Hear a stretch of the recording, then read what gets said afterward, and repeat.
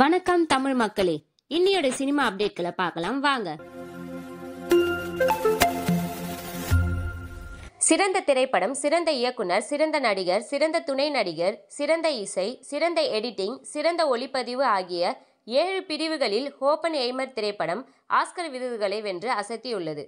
15 வருட திரைப்பயணத்தில் முதல் முறையாக ஓப்பன்ஹைமர் திரைப்படத்திற்காக ஆஸ்கர் விருதை வென்றுள்ளார் இயக்குனர் கிறிஸ்டோபர் நோலன். இதற்கு முன் 7 முறை ஆஸ்கர் விருதுக்கு பரிந்துரை செய்யப்பட்டுள்ளார். ஓப்பன்ஹைமர் படத்திற்காக சிறந்த நடிகர் பிரிவில் ஆஸ்கர் விருது வென்றுள்ளார் சிலியன் மர்ஃபி.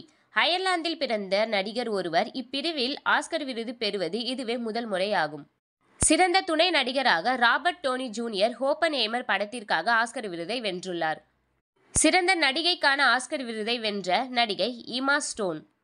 சிறந்த துணை நடிகைக்காக டார்வின் ஜாய் ரண்டோல்ஃப் த ஹோல் ஓவர் படத்திற்காக ஆஸ்கர் விருதை வென்றுள்ளார். உக்ரைன் போரை மையப்படுத்தி எடுக்கப்பட்ட 20 Days in Mariupolக்கு சிறந்த ஆவண படத்திற்கான ஆஸ்கர் விருது அறிவிப்பு. உக்ரைன் நாட்டிற்கு கிடைத்த முதல் ஆஸ்கர் விருது இதுதான் என்பது குறிப்பிடத்தக்கது. ஆஸ்கர் விழாவில் சிறந்த பாடலுக்கான விருது அறிவிப்புக்கு முன்பாக திரையிடப்பட்ட காணொளியில் RRR படத்தின் நாட்டு பாடல் இடம்பெற்றுள்ளது. கடந்த ஆண்டு இதே பிரிவில் நாட்டு பாடல் விருதை வென்றது குறிப்பிடத்தக்கது. அஜய் தேவ்கன், மாதவன், ஜோதிகா ஆகியோர் நடித்துள்ள சைத்தான் திரைப்படம் கடந்த 8ஆம் தேதி திரையரங்குகளில் வெளியானது.